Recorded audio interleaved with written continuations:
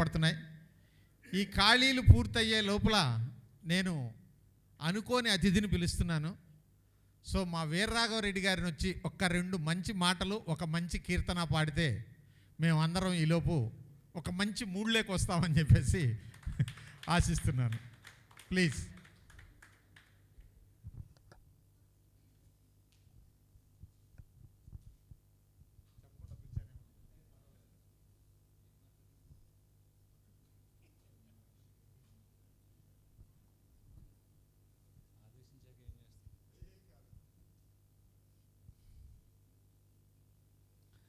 భాగవత రామాయణ గీతాది శృతి శాస్త్ర పురాణపు మర్మములన్ శివాది షణ్మతముల గోడములన్ 30 సురాంతరంగముల భావం బులనెరిగి భావరాగలయాది సౌఖ్యముచే చిరాయువున్ కలిగి నిరవధి సుఖాత్ములై త్యాగరాజాప్తులైన వారెందరో మహానుభావులు.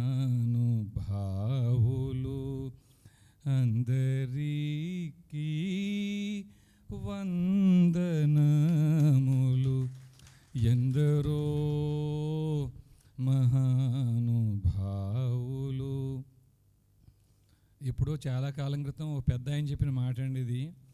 ఒక 200 సంవత్సరాల క్రితం ఆయన చెప్పిన మాట ఇది.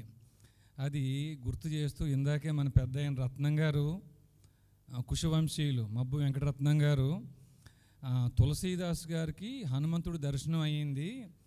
ఎంతోమంది కూర్చుని ఉండి రామాయణం వింటుంటే వెనకాల వరుసలో ఎవరో ఒక ముసలాయన మాసిపోయిన బట్టలు వేసుకుని కూర్చుని రామాయణం వింటుంటే ఆ వినే తీరు చూసి ఈ తులసీదాస్ గారు వెళ్ళి ఆయన్ని గుర్తుపట్టి, మీరే హనుమంతుడు, నేను మిమ్మల్ని గుర్తుపెట్టాను నేను అని పరిచయం చేసుకుని, నాకు రాముడి దర్శనం కావాలి అని అడిగారని ఆయన చెప్పిన కథ ఈరోజు వాస్తవ రూపంలో నిరూపించడం కోసం పెద్ద ఆయన వచ్చి ఉన్నారు ఇక్కడ. అది నిరూపిస్తూ ఒక పెద్ద ఆయన వచ్చి ఉన్నారు. ఇది గతంలో నాయుడు గారు కూడా తెలిసిన విషయమే, ప్రత్యక్ష సాక్షి ఆయన కూడా. దానికంటే ముందు శ్రీనివాస్ నాయుడు గారిని, దూపుచెట్టి శ్రీనివాస్ నాయుడు గారిని, జనకుల గోత్రుల్ని, కుశవంశీయుల్ని నాకు పరిచయం చేసిన ఒక ఆయన శిష్టు నాగేశ్వరరావు గారు ఉన్నారండి. సుమారు ఒక 5 సంవత్సరాల క్రితం నేను ఒక వీడియో పెట్టి, ఈ ధర్మస్థాపనార్థం నాకు 100 మంది సైన్యం దొరికితే భారతదేశం యొక్క స్థితిగతులను మార్చేస్తానని స్వామి వివేకానంద అన్నారట. ఏమిటి ఇప్పటికీ మన భారతదేశంలో 100 మంది ఒకటవ్వలేదా?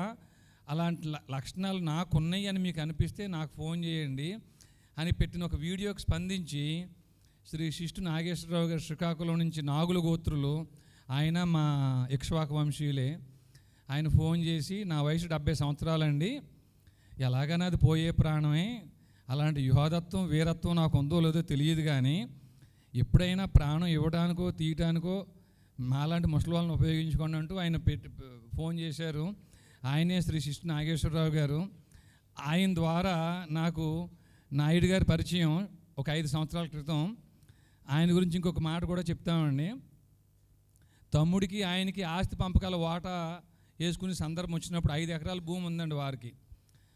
5 ఎకరాల్లో నువ్వు నేను వాటా వేసుకుని, నీకు 2.5 నాకు 2 వాటాలు ఎందుకురా, నాది కూడా నువ్వే తీసుకో, నీకు పిల్లలు ఉన్నారు కదా నీకును అని చెప్పేసి ఆయన భూమిని కూడా తమ్ముడికే వదిలేశారండి. అలాంటి వ్యక్తి ఈరోజు మన ముందు ఉన్నారు. ఆయన ద్వారా శ్రీనివాస్ నాయుడు గారి పరిచయం. కాబట్టి ఇప్పుడు నాయుడు గారి గురించి నేను కొత్తగా మీకు చెప్పడానికి ఏమీ లేదు, మీకు అందరికీ బాగా తెలుసు. అయినప్పటికీ నేను చెప్పే ప్రయత్నం చేస్తాను.